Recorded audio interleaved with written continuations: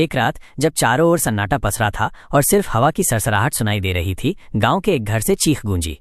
ये चीख थी राधा की, एक ऐसी महिला जिसकी जिंदगी आम महिलाओं से कहीं ज्यादा उलझी हुई थी। कोई नहीं जानता था कि उसके आंचल में सिर्फ एक पति का नहीं बल्कि 5 पतियों का रहस्य छुपा था। क्या था ये रहस्य, और क्यों उसकी सास, जिसने कभी उसे बेटी की तरह अपनाया था, अब उसकी दुश्मन बन चुकी थी? वो कौन सी परतें थीं जो इस घर की दीवारों में दफन थीं और जिनका खुलना पूरे गांव को हिलाकर रख देगा? आज हम आपको दिखाने जा रहे हैं एक ऐसी कहानी जो रिश्तों की उलझी हुई डोर, लालच और भयानक सच्चाई के बीच झूलती है। ये कोई साधारण कहानी नहीं, ये है एक पहेली जिसका हर सिरा आपको सोचने पर मजबूर कर देगा। कहानी को यहाँ से जारी रखें। राधा की शादी गांव के सबसे संपन्न परिवार में हुई थी। ये परिवार अपनी पुरानी परंपराओं और कुछ अजीबोगरीब रिवाजों के लिए जाना जाता था। राधा ने जब पहली बार कदम रखा तो उसे लगा जैसे वो किसी सपने में आ गई है। उसका पति विक्रम एक सीधा सादा और मेहनती आदमी था, लेकिन जैसे जैसे दिन बीतते गए राधा को एहसास होने लगा कि इस घर की दीवारें सिर्फ ईंट और गारे की नहीं बल्कि गहरे राजों से बनी है। एक दिन जब राधा गांव के कुएं से पानी भरने गए तो उसने कुछ औरतों को फुसफुसाते सुना है विक्रम के 4 और भाई हैं जो हमेशा पर्दे में रहते हैं, एक औरत ने कहा। दूसरी ने सिर हिलाया। हाँ, और उनकी माँ, जिसे लोग अम्माजी कहते हैं, इतनी शक्तिशाली है कि उसकी बात कोई टाल नहीं सकता। राधा ने इन बातों पर ज्यादा ध्यान नहीं दिया। उसने सोचा कि ये गांव की सामान्य गपशप होगी, लेकिन धीरे धीरे उसे अजीब घटनाएं महसूस होने लगीं। रात के अंधेरे में उसे कभी कभी किसी और पुरुष की आवाज सुनाई देती थी, कभी उसे लगता कि उसके बगल में विक्रम के अलावा कोई और लेटा है, और सुबह होते ही वो गायब हो जाता। राधा ने कई बार विक्रम से पूछा, लेकिन वो हर बार बात को टाल देता या हंसकर कहता कि ये उसका वहम है। अम्माजी, जो पहले राधा पर बहुत स्नेह बरसाती थी, अब उसे हर बात पर टोकने लगी थी। उनकी आंखों में एक अजीब सी चमक थी, जैसे वे कोई गहरा भेद छुपा रही हों। एक रात राधा की नींद अचानक टूटी। उसने देखा कि विक्रम बिस्तर पर नहीं था। घबराई हुई राधा धीरे से उठी और दरवाजे की ओर बढ़ी। हल्की सी रोशनी आ रही थी और उसे दबी हुई आवाजें सुनाई दी। उसने धीरे से दरवाजा खोला और जो देखा उससे उसकी रूह कांप उठी। कमरे में विक्रम के जैसे ही 4 और पुरुष बैठे थे और अम्माजी उनके बीच में बैठी कुछ निर्देश दे रही थी। उनमें से एक ने विक्रम को आवाज दी, विक्रम, आज रात तुम राधा के साथ रहो। राधा का दिल जोर से धड़का। ये कौन थे और अम्माजी का क्या मतलब था? उसी रात राधा ने हिम्मत करके विक्रम से पूछा, ये सब क्या चल रहा है? वो कौन लोग हैं? विक्रम का चेहरा पीला पड़ गया। उसने राधा का हाथ पकड़कर उसे अपनी पास खींचा और दबी आवाज में कहने लगा, राधा, ये हमारे परिवार की एक पुरानी परंपरा है। मेरे 4 और भाई हैं जो किसी श्राप के कारण समाज से कटे हुए हैं। अम्माजी ने मुझे समझाया है कि तुम ही हो जो इस श्राप को तोड़ सकती हो। हम 5 भाइयों का भाग्य तुमसे जुड़ा है। राधा को विश्वास नहीं हुआ। ये कैसा श्राप है और मुझसे इसका क्या लेना देना? उसने चीखते हुए पूछा। विक्रम ने उसे शांत करते हुए कहा, अगर तुम हमारे साथ नहीं रहती तो हम सब नष्ट हो जाएंगे। अम्माजी ने कहा है कि तुम्हें हम 5 की पत्नी बनकर रहना होगा। राधा के पैरों तले जमीन खिसक गई। एक औरत के 5 पति? ये कैसा नियम था? उसने विरोध किया, लेकिन अम्माजी ने उसे धमकी दी कि अगर उसने ये बात किसी को बताई तो उसके मायके वालों को बर्बाद कर दिया जाएगा। राधा लाचार थी। उसे धीरे धीरे समझ में आया कि अम्माजी का प्यार सिर्फ एक ढोंग था। वे राधा का इस्तेमाल कर रही थीं ताकि उनके बेटे जिंदा रह सकें। हर रात राधा को 5 भाइयों में से किसी एक के साथ रहना पड़ता और सुबह होते ही वो दूसरा गायब हो जाता। ये सब एक भयानक सपने जैसा था। समय बीतता गया और राधा की जिंदगी नरक बन चुकी थी। वो 5 पतियों की पत्नी थी, लेकिन किसी की भी नहीं। उसकी सास अम्माजी उसे हर कदम पर जलील करती थीं। वे उसे किसी काम वाली बाई से भी बदतर मानती थीं। राधा को लगता था कि वो एक पिंजरे में कैद हो चुकी है, जहां से बाहर निकलने का कोई रास्ता नहीं था। उसका मन करता था कि वो भाग जाए, लेकिन अम्माजी के जासूस हर जगह थे। एक दिन जब राधा गांव के बाहर अकेले जा रही थी तो उसकी मुलाकात एक साधु से हुई। राधा ने डरते डरते उसे अपनी कहानी सुनाई। साधु ने ध्यान से सुना और फिर मुस्कुराया। पुत्री, तुम एक बहुत बड़े धोखे का शिकार हो। ये कोई श्राप नहीं, ये तो अम्माजी का अपना बुना हुआ जाल है। राधा चौंक गई। लेकिन क्यों? साधु ने कहा, ये परिवार सदियों से एक बहुत बड़े खजाने का राज छुपा रहा है और उस खजाने तक पहुंचने का रास्ता सिर्फ अम्माजी के पास है। उन्होंने अपने बेटों को ये कहकर डरा रखा है कि अगर उनकी शादी किसी एक स्त्री से हुई और वो उनके साथ नहीं रही तो वे मर जाएंगे। अम्माजी नहीं चाहती कि उनके बेटे शादी करके कहीं दूर जाएं और खजाने का राज किसी और को पता चले। उन्होंने तुम्हें फंसाया है ताकि उनके बेटे हमेशा उनके पास रहें और खजाने की रखवाली करें। राधा के दिमाग में बिजली सी कौंध गई। तो ये थी सच्चाई, एक ऐसा रहस्य जिसने उसकी जिंदगी को तबाह कर दिया था। उसने साधु से मदद मांगी। साधु ने उसे एक योजना बताई, एक ऐसी योजना जो इस पूरे राज का पर्दाफाश कर सकती थी और राधा को इस जहन्नुम से आज़ादी दिला सकती थी। लेकिन ये योजना बहुत खतरनाक थी और इसमें जरा सी भी चूक राधा की जान ले सकती थी। राधा ने तय कर लिया था कि अब वो चुप नहीं बैठेगी। उसे इस साजिश का अंत करना था, चाहे कुछ भी हो जाए। अगर आप चाहें तो मैं कहानी को यहाँ से और आगे बढ़ा सकता हूँ। राधा ने साधु की बात पर गहराई से सोचना शुरू किया। साधु ने उसे बताया था कि अम्माजी का एक गुप्त कमरा है जहां वो परिवार के पुराने बही खाते और जमीन जायदाद के कागजात रखती हैं। उन्हीं कागजात में खजाने का राज भी कहीं दबा है। राधा को वो कमरा ढूंढना था और उस राज को उजागर करना था। ये आसान नहीं था। अम्माजी हर वक्त घर पर ही रहती थीं और उनकी नज़र से कुछ भी बचता नहीं था। कई दिन तक राधा ने मौका ढूंढा।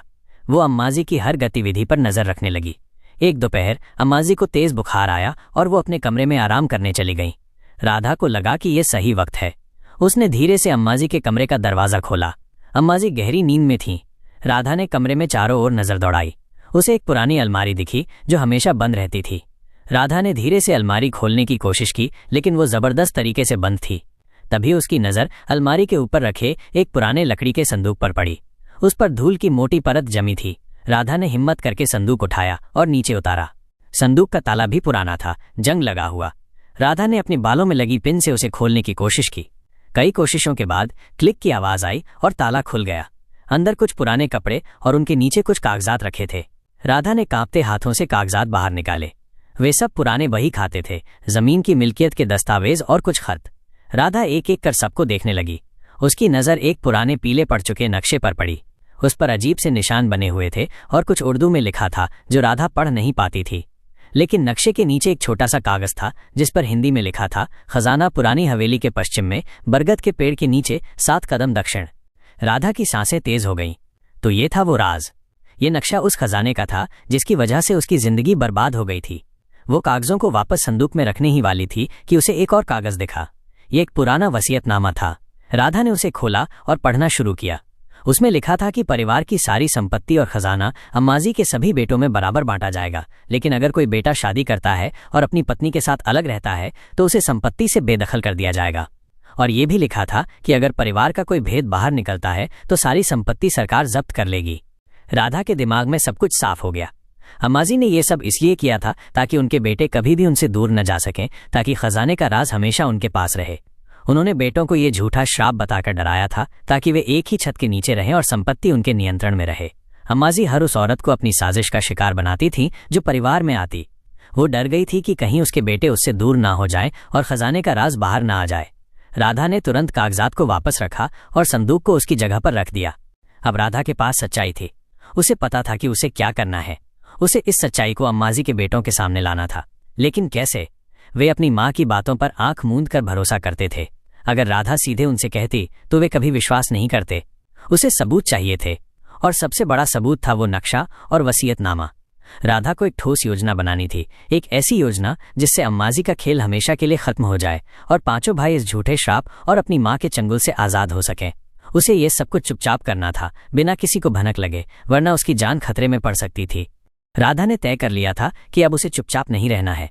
वो जानती थी कि उसे एक ऐसी रात का इंतजार करना होगा जब अम्माजी और उनके सभी बेटे घर पर मौजूद हों। कई रातों तक वो बेचैन रही, नींद उसकी आंखों से कोसों दूर थी। हर दिन वो पांचों पतियों के चेहरे देखती जो अपनी माँ के बनाए झूठ के जाल में बुरी तरह फंसे हुए थे।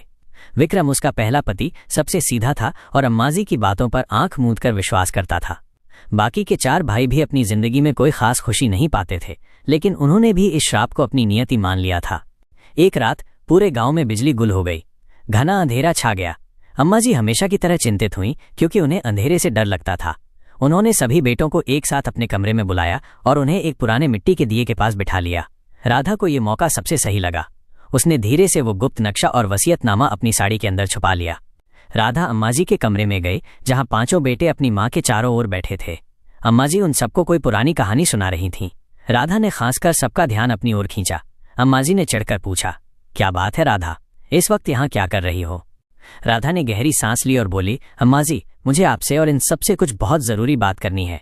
विक्रम ने कहा, अभी नहीं राधा, अम्माजी ठीक महसूस नहीं कर रही हैं। राधा ने दृढ़ता से कहा, यह बात इतनी जरूरी है कि अब और देर नहीं हो सकती। अम्माजी की आंखों में शक की चिंगारी दिखी। क्या बकवास है, उन्होंने गुस्से से कहा। राधा ने बिना डरे अपनी साड़ी के अंदर से नक्शा और वसीयतनामा निकाला। उसने धीरे से उन्हें जमीन पर रखा। पांचों भाई और अम्माजी सब हैरान रह गए। ये क्या है? विक्रम ने पूछा, कागजात की ओर इशारा करते हुए। राधा ने नक्शे की ओर इशारा करते हुए कहा, यह वो चीज है जिसके लिए मेरी जिंदगी बर्बाद की गई। ये वो सच है जिसकी वजह से आप पांचों भाई अपनी माँ के झूठे श्राप में फंसे हुए हैं। अम्मा जी का चेहरा सफेद पड़ गया। झूठ, ये सब झूठ है, इसे यहां से ले जाओ, वे चिल्लाईं। लेकिन राधा नहीं रुकी। उसने वसीयतनामे की ओर इशारा किया, और ये वसीयतनामा, इसमें साफ लिखा है कि अगर कोई भी बेटा शादी करके अलग होता है या परिवार का राज बाहर निकलता है तो पूरी संपत्ति सरकार जब्त कर लेगी। पांचों भाई एक दूसरे का मुंह देखने लगे। उनकी आंखों में अविश्वास और क्रोध के मिले जुले भाव थे। राधा ने अपनी आवाज में दर्द भरते हुए कहा, अम्मा जी ने आपको कभी बताया ही नहीं कि ये कोई श्राप नहीं, ये तो सिर्फ उनकी अपनी लालच और डर का नतीजा है। उन्होंने आपको डराकर अपने पास रखा ताकि आप उनसे दूर न जाएं और ये खजाना हमेशा उनके कब्जे में रहे। विक्रम ने कांपते हाथों से नक्शे को उठाया। ये क्या है? राधा ने बताया, ये उस खजाने का नक्शा है जो आपकी पुरानी हवेली में दबा है। अम्मा जी नहीं चाहती थी कि आप लोग शादी करके अपनी अलग जिंदगी जिएं, क्योंकि इससे उन्हें खजाने के राज के बाहर आने का डर था। अम्मा जी अब पूरी तरह से घबरा चुकी थीं। झूठ, ये सब मनगढ़ंत कहानियां हैं। इस औरत को घर से निकालो, वे चिल्लाती हुई खड़ी हो गईं। लेकिन अब पांचों बेटों की आंखें खुल चुकी थीं। उन्होंने अपनी माँ के चेहरे पर वो डर और लालच साफ साफ देख लिया था। जो माँ उन्हें अब तक देवी लगती थी, वो एक स्वार्थी और लालची औरत निकली। उन्होंने एक एक करके नक्शे और वसीयतनामे को देखा। सच्चाई उनके सामने थी। उन्हें एहसास हुआ कि वे सालों से एक बहुत बड़े झूठ में जी रहे थे। सबसे छोटा भाई, जो हमेशा शांत रहता था, खड़ा हुआ। तो इसका मतलब यह है कि हम पर कोई श्राप नहीं था? ये सब आपने हमें रोक कर रखने के लिए किया? उसकी आवाज में गहरा दुख और क्रोध था। अम्मा जी ने सफाई देने की कोशिश की। नहीं बच्चों, मैंने ये सब तुम्हारे भले के लिए किया। मैं तुम्हें खोना नहीं चाहती थी। लेकिन अब कोई भी उनकी बात सुनने को तैयार नहीं था। उनके ही बेटों ने उनसे मुंह मोड़ लिया था। राधा की आंखों में आंसू थे, पर इस बार वे दर्द के नहीं बल्कि आज़ादी और जीत के थे। उसने एक ऐसे राज का पर्दाफाश किया था जिसने एक परिवार की कई पीढ़ियों को तबाह कर रखा था।